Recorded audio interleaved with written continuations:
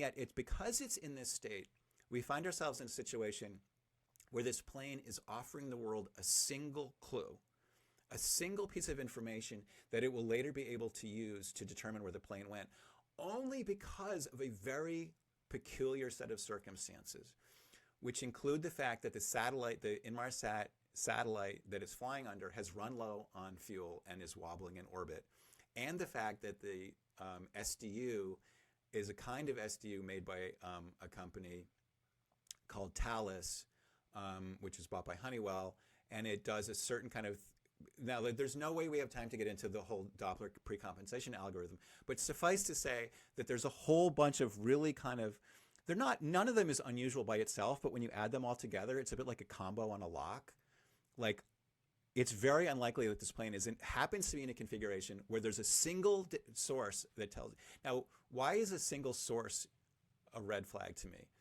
Because from a cybersecurity aspect, like, for instance, one of the major worries that people have now about cybersecurity and aviation is something called ADSB, which is a signal that planes send out to tell other planes and ground controllers where they are.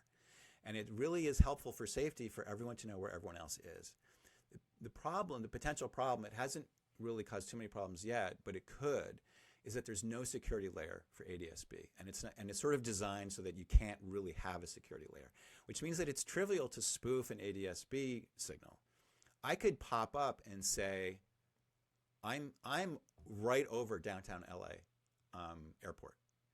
I'm right over LAX, and I'm coming in at 500 miles an hour from directly overhead or something.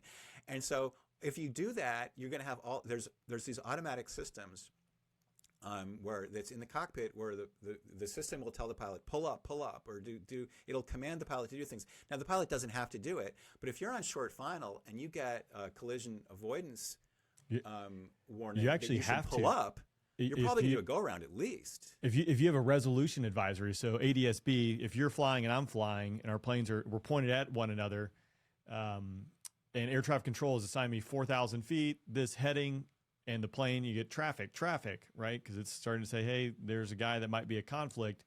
But then you get a resolution advisory. You are required to follow the resolution advisory. Now, common sense, if the resolution advisory is driving you into the ground, hopefully, you use that piloting skill and don't drive yourself into the ground. But again, when it goes to spoofing, so again, people are not familiar with that, basically tricking GPS, doing something that is not real. Spoofing is a term used in the military. Spoofing happens all the time with GPS, but ADSB is something as well. So again, you really could mess some things up there. So it's something that a cybersecurity expert is going to worry about is a situation in which you have a single spoofable signal. Now, how can you resolve that? Well, try to find another. Try to back it up. And with ADSB, you can sort of like, one of the things you can do is if you have, you can try to figure out where the signal is coming from. There's a thing called multilateral. I don't want to get the word wrong, but there's a way that you can inspect the environment around you to try to judge how reliable this particular signal. And GPS spoofing, for instance, another case, somebody is injecting false information into your GPS receiver. You can. This is something actually just today, a couple hours ago, I was reading about how in Finland they're using DMEs, this old kind of radar location information, to sort of cross-reference what GPS is saying. So if my DMA says it's not really plausible that you're over the North Pole all of a sudden, then I know, okay, I'm going to either find another. Maybe I'll go to another GNS system. The point just being, it's dangerous. You are in a place of potential danger if you're relying on a single source of information. And this is exactly the situation that we find ourselves with MH370, where we're relying on a single signal that comes from a source that could be altered. We know exactly how this could be altered. The fact that there only a single signal exists is itself suspicious. This plane shouldn't be in this kind of, this does not normally exist. And so everything about this is weird and, into my mind, deeply, profoundly suspicious. And yet I find myself trying to relay these concerns, and they're falling on deaf ears because everybody feels that the case has already been resolved.